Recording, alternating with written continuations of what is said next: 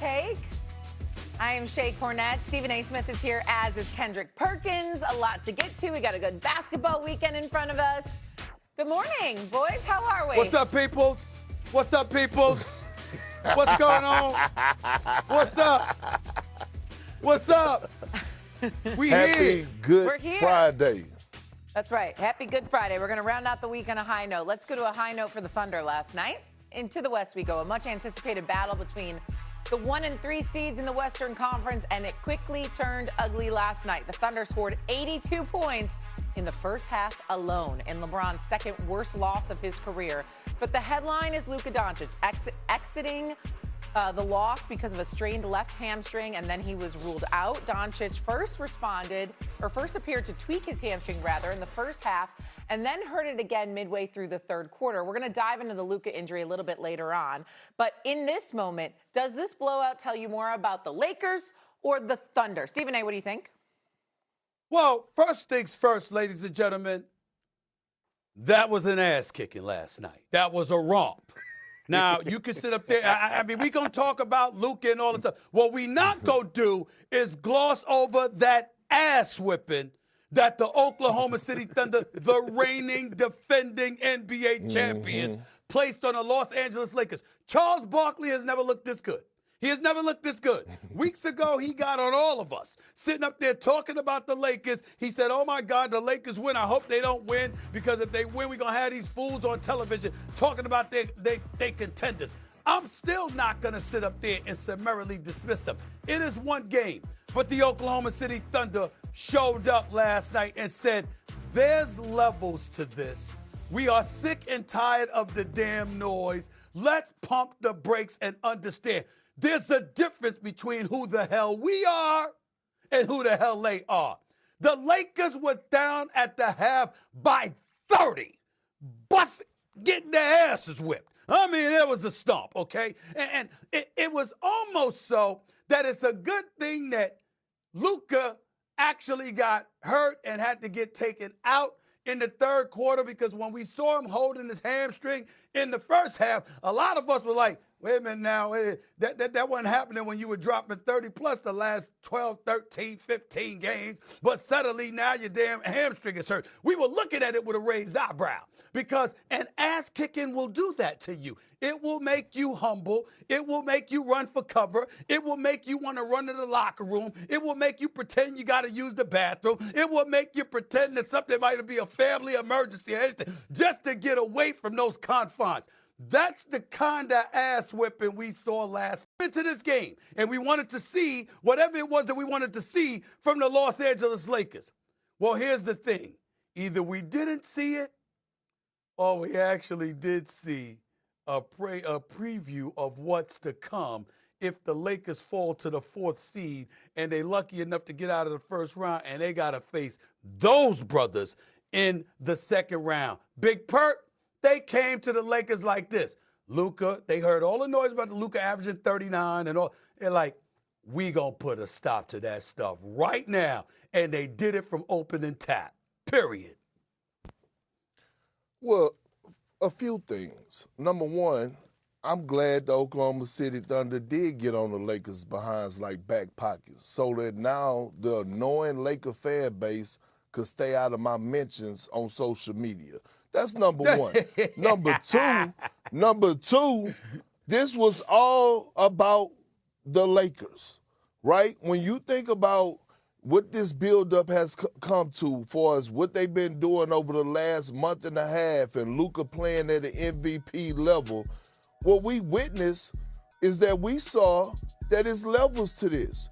And when I say levels to this, when I look at the Lakers, their second round exit, that's their ceiling, a second round exit. Do people understand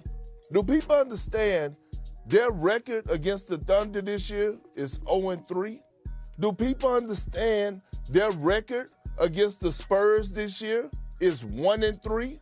The Lakers don't scare soul, even on Halloween. And when it comes to a bigger picture, let's talk big picture here, because we know that the Lakers are not going to win a championship this year.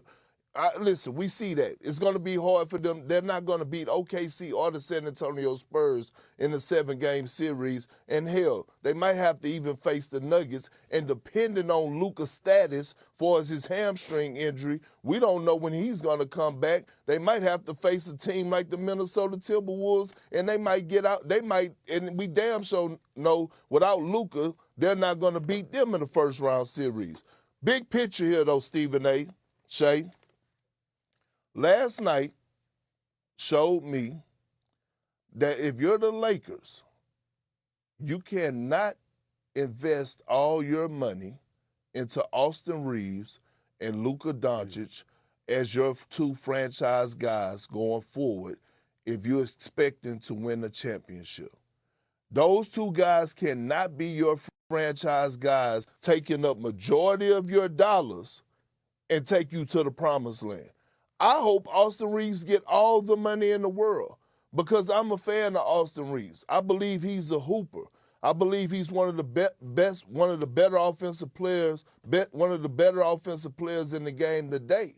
But if we're talking big picture and we're talking about the future of the Los Angeles Lakers, that moment last night and their record against the top 2 seeds in the Western Conference should remind them or have them rethink things for us who's going to be leading the charge in the near future when it comes down to their two franchise guys. Well, it's a very interesting point that you make, Big Perk. I'm not necessarily disagreeing with you at all.